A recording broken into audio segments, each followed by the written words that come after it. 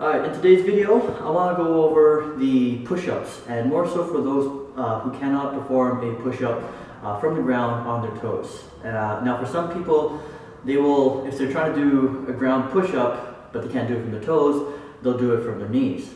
The problem with that is they can do as many knee push-ups as they want, but once they transition to onto the toes, it's too much of a transition. They just can't do it at all. So for those who feel like they're struggling with the push-ups and they can't get away from doing it from the knees, your next option is to do an incline push-up. And I like incline push-ups because what it does is takes your hands off the ground, which means less gravity that you have to fight against as you're performing the push-up.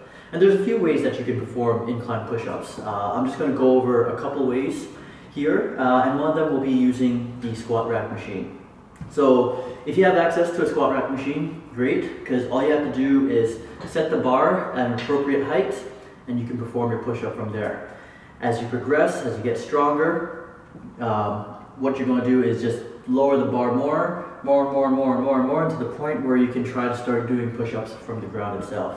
Now if you happen to have access to a Smith machine, which is the squat rack looking apparatus, but the bar is on a track, those are actually, I like to prefer using those when it comes to incline push-ups because it's a lot quicker to adjust the bar up and down. But again, anything that you can use to elevate your hands off the ground that you can adjust relatively easily so you can see your progressions, by all means use it. But as I said, today I'm going to go over the using the squat rack, but I'll also show using the steps and the risers.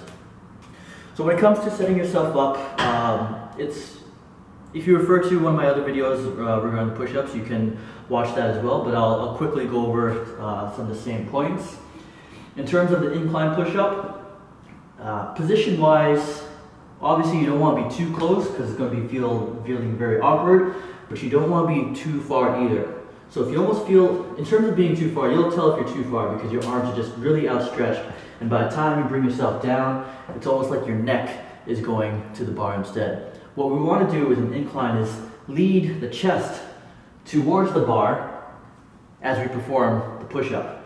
In terms of feet position, not sure if you can see it here, but in terms of the feet, you want to be up on the toes versus being completely flat on your feet. So get up on the toes, position yourself so your chest will lead to the bar. And actually one way you can do that is start with the chest at the bar itself, place your feet where you feel you're in a straight line position from your head all the way down to your toes, and push up from there. Lower down, push up. Always remember, use your chest to push, don't rely on the shoulders and the arms. Engage your core, and especially engage your glutes to maintain stability through the hips and the core, which allows you to use the chest. So, if I'm strong enough at this height, I'll just lower down the bar to the next level.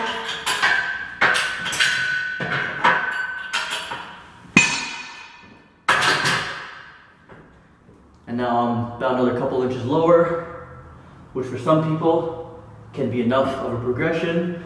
For others, they might need to go a little bit lower. Now again, I said using the squat rack is one way you can work on an incline push-up. If you got access to a step and riser, you can always use the steps and risers as well. Again, position yourself in a manner where as you lower down, bring the chest to the step, push yourself away. So you're not so far back where it's like your face is going to smash into it or you're going to smash your neck. We want the chest to go right down to it. Still maintaining a straight line from the head all the way down to the toes. I'm not dropping the hips as I come down. I'm not staying piked up with the hips as I perform a push-up. Everything should be like one unit, all the way down, all the way up. And as I get stronger at this height, I just take off however many risers from the side, and again, perform the push-up. If you're at home, you can always use steps. You can always use a chair, you can use a countertop, you can use tabletop, whatever that will take your hands off the ground, keep it elevated, and whatever you can use to see how you're progressing in terms of your push-up performance. So give that a try. If you got any questions, just let me know.